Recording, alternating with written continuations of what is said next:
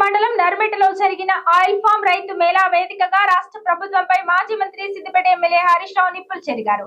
రైతులకు ఇచ్చిన హామీలను నెరవేర్చకుండా ఉత్సవాలు నిర్వహించడం నిరుత్సాహ మేళాను తలపిస్తోందని విమర్శించారు. ఈ మేరకు రాష్ట్ర వ్యవసాయ శాఖ మంత్రి తుమ్మల నాగేశ్వరరావుకు హరీష్ రావు ఒక వినతి పత్రాన్ని సమర్పించారు. రుణమాఫీ కాలేదు, రైతు భరోసా అందలేదు, వడగళ్ల నష్టపరిహారం జాడలేదు. ఇలాంటి పరిస్థితుల్లో సంబరాలు ఎలా చేసుకుంటారని ఆయన నిలదీశారు. ఎమ్మెల్సీలు దేశపతి శ్రీనివాస్ యాదవ్ రెడ్డి, దుబ్బాక ఎమ్మెల్యే కొత్త ప్రభాకర్ రెడ్డితో కలిసి ఆయన మంత్రికి రైతుల సమస్యలను వివరించారు. ప్రభుత్వం వేదికగా ఎంచుకున్న నర్మేట గ్రామంలోనే రైతులు తీవ్ర అసంతృప్తితో ఉన్నారని హరీష్ రావు పేర్కొన్నారు.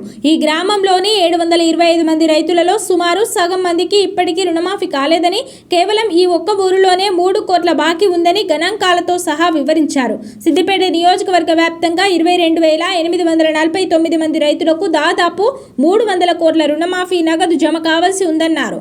రాష్ట్ర వ్యాప్తంగా రుణమాఫీ కోసం 51,000 కోట్లు అవసరమని బ్యాంకర్లు చెబితే బడ్జెట్లో 31,000 కోట్లకు కుదించి చివరకు రూపాయలు 20,000 కోట్లు మాత్రమే ఖర్చు చేయడం దారుణమని మండిపడ్డారు. దేవుళ్ల మీద ప్రమాణం చేసిన ముఖ్యమంత్రి రేవంత్ రెడ్డి మాట తప్పారని ఆరోపించారు. రైతు భరోసా చెల్లింపుల్లోనూ ప్రభుత్వం విఫలమైందని హరీష్ రావు విమర్శించారు. సిద్దిపేట నియోజకవర్గంలో 3 సీజన్లకు కలిపి సుమారు 170 కోట్ల రూపాయల రైతు బంధు నిధులు బకాయి ఉన్నాయని వెల్లడించారు.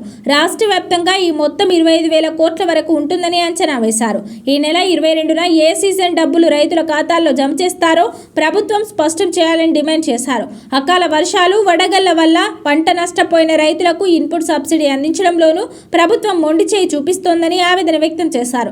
గత ఏడాది తమ నియోజకవర్గంలో జరిగిన 6 కోట్ల నష్టానికి సంబంధించి మంత్రి స్వయంగా పరిశీలించిన పైసా సాయం అందలేదని గుర్తు చేశారు.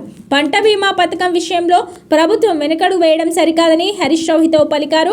ఎన్నికల మేనిఫెస్టోలో చెప్పినట్టుగా ప్రతి ఎకరాకు పటిష్టమైన బీమా పథకాన్ని యాసంగి నుంచైనా అమలు చేయాలని కోరారు.